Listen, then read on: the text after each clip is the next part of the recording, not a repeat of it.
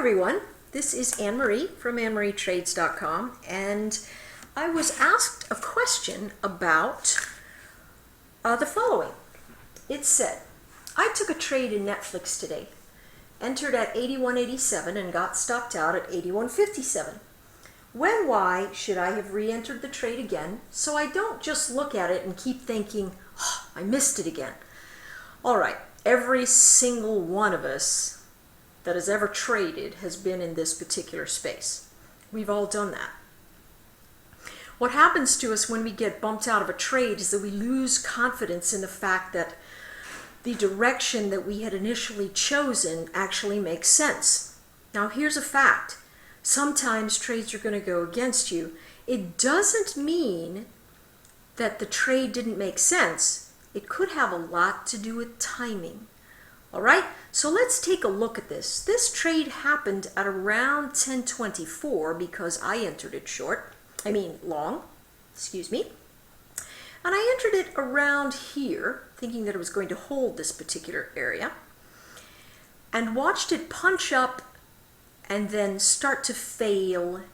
And then when it came down right into these levels, I said, you know what, I'm going to get out. Now, initially, my stop had been set at 81.08. Why? I can't remember. I think I did an intraday fib and that number popped out and I happened to like it. Truthfully, I don't remember. But it was 81.08. Now, as the market began to roll over, I said, you know, I got a lot of positions going on here. I probably ought to tighten that stop some. So I moved the stop up to 81.78. But that was when the stock was up here at 82.20, and I was thinking, hey, that's great, right? And as it came down, I said, all right, I better, when it was at 82, I said, yeah, you better tighten that. I came in, got out at 81.78, just a loss of a couple of pennies. However, what the stock did was continue to pull back, and then it began to lift again. Now, if we get out of that trade and it pulls back some more, there's a sense of feeling good about that, going, yeah, all right, well, at least I'm not there then. But then when it starts reversing, we get that sick feeling in our stomach that says, oh my gosh, am I going to miss this trade? I mean, really? Am I going to miss it? So here's the thought about how to attack that. When we miss these trades or we get knocked out because the entry is just a little bit off, what we have a tendency to do, whether we realize it or not, is just stare at the chart without using any logic associated to the chart. We just kind of stare at it because it just slapped us in the face, and that's just what we do. So here's a way to change that. Know that you're going to do that and stop immediately. Say, you know what, I'm not going to just stare at this chart. I'm going to look at it and say, hey, is there another entry waiting for me?